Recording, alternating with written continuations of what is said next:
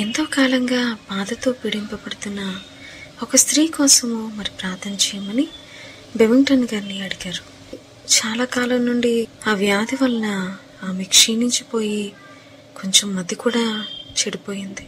అయితే బెవింగ్టన్ గారు ఈ రీతిగా ప్రార్థన చేశారు. ప్రభువా, నీ వాక్యంలో ఉన్న వాగ్దానంను బట్టి ప్రతి బలహీనతను బంధించి సంపూర్ణ స్వస్థత దయచేయండి.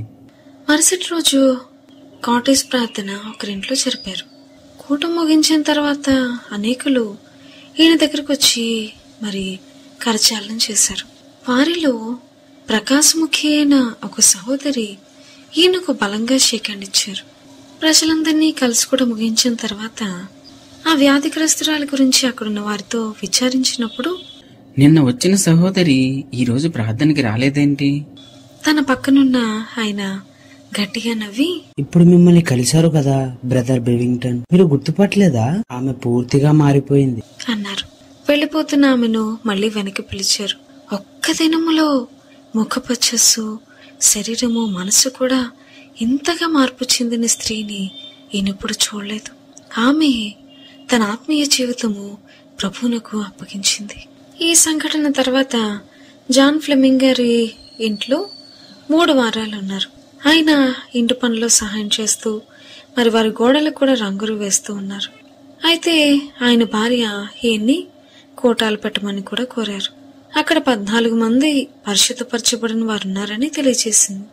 ఈయన సంతోషంతో వారిని సాక్ష్యాలు ఇమ్మని చెప్పేసి అడిగారు. అయితే వారు ఏవేవో సాక్ష్యాలు చెప్పడం మొదలుపెట్టారు. వారు దేవునికి మహిమ ఇవ్వలేదు, మనుషులకు ఇస్తున్నారు. దేవునికి మహిమ తీసుకురాని సాక్ష్యాలు దేవుని చేత చేయబడినవి కావు. ఎందుకంటే దేవుడు కార్యం చేశారంటే దేవునికి ఎంతైనా మహిమ వెళుతుంది. అలా ఒక్కొక్కరు సాక్ష్యం చెప్తుండగా 9వ సాక్ష్యం వచ్చేటప్పటికి ఈయన సహించలేక, అయ్యా దయచేసి కూర్చోండి అన్నారు. అయితే అవతల వ్యక్తి ఇలా ఎదిరించారు. నువ్వు లేమంటే లేవాలి, నువ్వు కూర్చోమంటే కూర్చోవాలా? నేను కూర్చోను, రండిరా పోదాం. మరొకరు లేచి, నువ్వు చెప్పిందే నేను మాట్లాడాలా? నేను మాట్లాడను, రండిరా పోదాం అన్నారు. అయితే బెవింగ్టన్ గారు లేచి తన వేలు చూపించి, మీరు కూర్చోండి అన్నారు. తుపాకీతో కాల్చబడిన వారు కూలినట్లుగా తక్షణమే కుర్చీలో కూలబడ్డారు. అయితే వారు లేచి వెళ్లిపోయారు. ఆయనతో పాటు 80 మంది కూడా కూటాన్ని వదిలేసి వెళ్లిపోయారు. కూటంలో 11 మంది మాత్రమే మిగిలారు. లేచి వెళ్లిపోయిన వారందరూ కూడా బయట ఒక గ్రూపులా చేరి ఏదో తర్కించుకుంటున్నారు. వారందరూ ఎందుకు వెళ్లిపోయారో తెలుసుకుందామని బయటికి వెళ్లి చూస్తే బెవింగ్టన్ గారు కూర్చోమన్న వ్యక్తి ఈయన దగ్గరకు వచ్చి ఈయన్ని తిడుతూ ఈయనపై దూషణల వర్షము కురిపించారు. అయితే వారితో పాటు బయటికి వెళ్లిన వారు కూడా ఈయనపై ద్వేషాన్ని కక్కుతూ బూతుల సాహిత్యమును ఈయనపై కుమ్మరించారు. ఈయన అంతా విని ఏం మాట్లాడకుండా లోపలికి వెళ్లి వాక్యము చెప్పి ప్రార్థన చేసి కూటాన్ని ముగించారు. తిరిగి ఈయన జాన్ గారింటికి వచ్చారు. అయితే మిగిలిన ఆ 11 మంది కూడా రక్షించబడ్డారు. మిగతా వారందరూ అయితే కూటానికి కూడా రాకుండా వారిద్దరితో పాటు బయటికి వెళ్లిపోయారు. ఈయన మనసులో నిజంగా దేవుని కొరకు ఉండేవారైతే ఈ రీతిగా ప్రభు దగ్గరే నిలవపడతారు అని చెప్పి ఈయన అనుకున్నారు. జాన్ గారింటికి వెళ్లారైనా వారింట్లో ఉంటూ ఉన్నారు.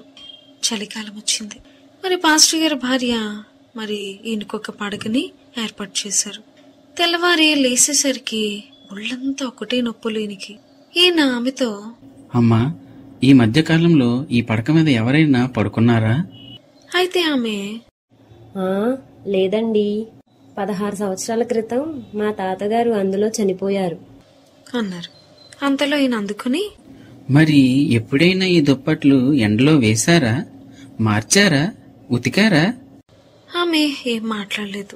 ఈయన ఆమెను తన గదికి తీసుకువెళ్లి తన పడక మీదున్న దుమ్మును చూపించారు. కొంతమంది స్వార్థికులను గమనించడంలో అశ్రద్ధపరులుగా ఉంటారు. అయితే ఈయనకి చాలా జలుబు చేసింది, గొంతుకంతా పట్టేసింది. ఆదివారము నోటి నుండి మాట రాలేదు. ఆ రాత్రంతా కుర్చీలోనే కూర్చున్నారు. 9 ఏళ్ల బాలుడు ఒకడు రాత్రంతా తన గదిలో కొంపటి బాగా మండేటట్లుగా చేశాడు.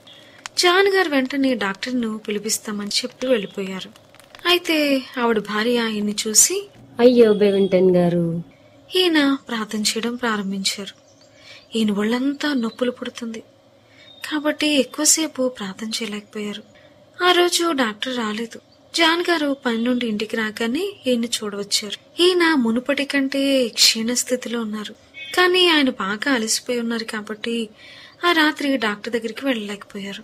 భార్య రక్షణ పొందినామే కానీ ఇంకా భక్తి జీవితంలోనికి వెళ్ళలేదు. జాన్ గారికి అయితే భక్తి కూటాల్లో కూర్చోవడం వరకు మాత్రమే తెలుసు. రాత్రంతా ఈయన జ్వరంతో చాలా కాలిపోతున్నారు. ఈయన కాళ్ళు చేతులు కూడా చల్లబడుతున్నాయి. తెల్లవారు 5 గంటలకే డాక్టర్ వచ్చారు. ఆయన ఈయన్ని చూసి అమ్మో అని గట్టిగా కేక వేశారు. ఇండామని పిలిచి తను ముందే ఎందుకు పిలవలేదని గద్దించారు. అప్పుడు డాక్టర్ గారు ఈయన 45 గంటలు కూడా బ్రతకడు అని చెప్పి ఈయన కొరకు 5 రకాలైన మందులు ఆ బల మీద పెట్టారు. అందులో ఒక దానిని చూపుతూ, ఇది చాలా బలమైన ఔషధం. నేనెవరికి తరచుగా దీన్ని ఇవ్వను, గాని ఈయనకి ప్రతి 10 నిమిషాలకు 1 స్పూన్ ఇవ్వండి. మిగిలినవి 40 నిమిషాలకు ఒకసారి ఇవ్వండి. ఇది భయంకరమైన టైఫాయిడ్ జ్వరం. ఈయన వయసు వారు ఇంత ప్రమాద స్థితికి వస్తే కోలుకోరు. ఇంకా 4 గంటల్లో ఈయన స్థితి కొంచెం కూడా మెరుగవపోతే మరణం ఖాయం అని చెప్పి వెళ్లిపోయారు. డాక్టర్ గారు ఇచ్చిన చీటీ చదవమని ఈయనకిచ్చారు. ఆ ఇంటామె చాలా నిరుత్సాహపడింది. ఈయనేమో, నేను చనిపోనమ్మా, చనిపోయింటే ఇప్పటికీ చనిపోయిందును అన్నారు. కాని ఈయన స్థితి క్రమేణా దిగజారడం ఈయనకి తేటగా తెలుస్తుంది. 4 గంటలైన తర్వాత డాక్టర్ గారు ఈయన పరిస్థితి గురించి ఈయనకి ఫోన్ చేయమని ఆమెకి చెప్పారు. అయితే ఫోన్ చేసే కబురేమీ లేదని చెప్పి ఆమె డాక్టర్కి ఇంకా ఫోన్ చేయలేదు. రాత్రి 9:30 వరకు కనిపెట్టి ఇంకా డాక్టర్ గారే ఫోన్ చేశారు. అయితే ఆమె ఈయన పరిస్థితి ఏం మెరుగవలేదండి అని జవాబిచ్చారు. డాక్టర్ గారు మున్సిపాలిటీ వారికి ఫిర్యాదు చేశారు. పురుగుల గృహంలో ఈయన పెట్టాలని వారికి చెప్పారు. కానీ ఆ సమయానికి వారి బండి మరమ్మతులో ఉంది. బహువెచ్చగా ఉన్న ఆ గదిలో ఈయనకి చలి పుడుతుంది. ఇక బయటకు వెళ్లి బండెక్కి 12 మైళ్ళ ప్రయాణం చేయాలంటే ఈయన దారిలోనే చనిపోతారేమోనని ఈయనకు అనిపించింది. ప్రార్థన చేయడం ప్రారంభించారు. జవాబు రాలేదు. ఈయన్ని కుర్చీ మీద కూర్చోబెట్టమని బతిమాలారు. ఆ 9 ఏళ్ల బాలుని దగ్గరికి పిలిచి ఈయన్ని కొంచెం లేపమని అడిగారు. ఆ పిల్లవాడు ఈయన్ని చేపట్టుకుని లేపబోతే మూర్చిల్లి పడిపోయారు. అయితే త్వరలో నేను కోలుకొని మరలా ఆ పిల్లవాడిని లేపమని అడిగారు. ఈయన కాళ్ళు చేతులు కదిపితే స్పృహ తప్పిపోతున్నారు. ఈసారి తెలివి వచ్చేసరికి గంట పట్టింది. ఇక జాన్ గారి భార్య ఆయన చనిపోయాడనుకున్నది. అయితే ఈయన ఆ పిల్లవాడితో తిరిగి కూర్చోబెట్టమని చెప్పి అడిగారు. అయితే బెవింగ్టన్ గారు పక్కనున్న కుర్చీ మీద బైబిల్ పెట్టమని అడిగారు. తన చేతితో బైబిల్ని పట్టుకోవాలని చూశారు. ఆ రోజు బుధవారం సాయంకాలం 4 గంటలయింది.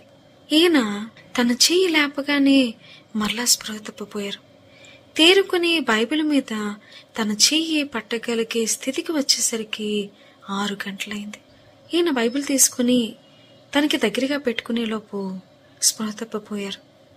అయితే మరలా తెలివి వచ్చేటప్పటికి 8 గంటలైంది. ఈయన, ప్రభువా, నన్ను స్వస్థపరచువాడవు నీవే కదా. అయితే బెవింగ్టన్ గారి స్వస్థతను ఆటంకపరచడానికి సాతాను స్వయంగా తన గదిలోనికి వచ్చింది. అతని నల్లటి ఆకారము ప్రవేశించటము ఈయన చూశారు. అతని స్వరము కూడా వినిపించాడు. నీకు భలే డాక్టర్ దొరకాడులే. కాలు చెయ్యి కదపలేని స్థితిలో పడున్నావు. టైఫాయిడ్ తో పాటు నిమోనియా వ్యాధి కూడా వచ్చింది. తల కూడా కదపలేవు. చావు సిద్ధంగా ఉన్నావు. నీ డాక్టర్ ఎక్కడా? నీ పరమ డాక్టర్ ఎక్కడా అని హేళన చేశాడు. అయితే ఈయన, నీవు అవద్ధికుడవు అని వానిని గద్దించి తల కుదపడానికే ప్రయత్నం చేశారు. అయితే స్పృహ తప్పిపోయారు. గంట సేపటికి కళ్ళు తెరిచారు. కనుచూపు మందగిలుతుంది. కుడి కంట్లో మాత్రం కొంచెం చూపు మిగిలింది. ఆ రాత్రంతా సాతాను ఈయన పక్కనే ఉండి అవిశ్వాసపు మాటలు ఈయన చెవులో ఊదుతున్నాడు. కాని ఈయన వానికి లొంగలే. తెల్లవారింది. ఇక మున్సిపాలిటీ వారు ఏ క్షణానైనా వస్తారు. అంతలో ఈయన ఆ పిల్లవానితో, బాబూ, ఈ వేలు కొంచెం కదపవా తన వేళ్లను పైకెత్తాడు. నొప్పి అనిపించలేదు. ఈయనకి కొంచెం ధైర్యం వచ్చింది. ఈయనకిది ఒక జయసూచనగా కనిపించింది. అప్పుడు సమయం 10 గంటలు. మున్సిపాలిటీ వారు మధ్యాహ్నం 2 గంటలకు వస్తున్నట్లుగా ఫోన్ చేశారు. ఈయన ఇంకో 2 గంటలు ప్రార్థన చేశారు. ఒక స్ట్రాతో సూప్ తాగారు. మరలా ఇంకో గంట ప్రార్థన చేశారు. మరి ఆ బాబుని పిలిచి, బాబు, నా చేయి ఇంకొకసారి లేపు. 1, 2, 3 అంగుళాలు పైకి లేపారు. చేతిని వదిలేమన్నారు. జాన్ గారి భార్య అప్పుడే గదిలోనికి వచ్చారు. ఈయన ఆమెతో, ప్రభువు నాకు జయమివ్వబోతున్నాడమ్మా. చెయ్యి మళ్లీ లేపమంటే 12 అంగుళాలు లేపాడు. తన చేతిని లేపి బైబిల్ మీద పెట్టమన్నారు. దేవుని శక్తి ఈయనపై తెగనారంభించింది. తన ఎడమ కంటి దృష్టి తిరిగి వచ్చింది.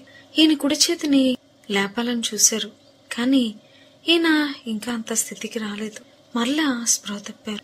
అయితే ఇంటామె ఆయన చూసి, ఈసారి ఈయన చనిపోయాడు. ఆ మాటలు ఈయన చెవికి అనిపించాయి. అయితే ఈయన ఒక అరగంటలోనే తేరుకున్నారు. ఈయన మనసులో, నా చావుని ఎదురు చూస్తుందేంటి ఈవిడా అనుకున్నారు. సాతాను మరలా ఆయన బెదిరించడానికి వచ్చింది. ఇంతకు ముందులాగే ఈయన సాతాన్ని గతించారు. యోహాను రాసిన మొదటి పత్రిక 5వ అధ్యాయము 14-15 వచనాలే ఈయన ప్రార్థన అయ్యాయి. తన తల బాధ లేకుండా కదపగలిగారు. తన ఎడమ చేతిని తనకు తానుగా పైకి లేపారు. నొప్పి లేదు. కుడి చేతిని కూడా పైకి లేపారు. నొప్పి లేదు. కాళ్ళు కదిల్చారు. నొప్పి లేదు. ఇక ఆయన గట్టిగా అరుస్తూ, స్వస్థుడను.